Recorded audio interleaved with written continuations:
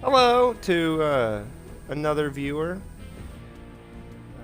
Feel free to pepper me away with your physics questions. We've been covering constant velocity in class this week, and we talked about graphing motion today. Okay, so whenever you move away from the starting point, the velocity increases positively.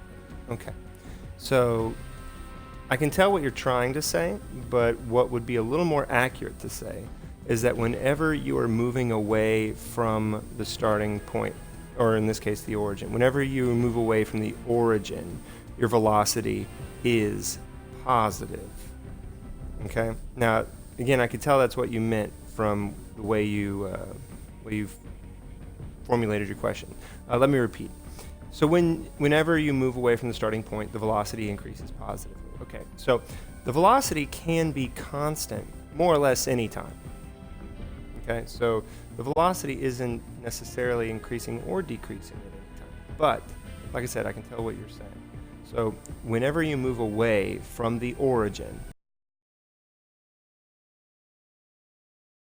is positive. Velocity is positive whenever you're moving away from the origin. Hey Marco, nice to see you in. So whenever you have a negative slope on the position versus time graph, will it only be on those types of graphs? Okay, so you can have a negative slope on any kind of graph. The reason we talk about different kinds of graphs is because each one means a slightly different thing when it shows us the same thing, okay? So a negative slope on a position versus time graph means that we have a negative velocity, okay?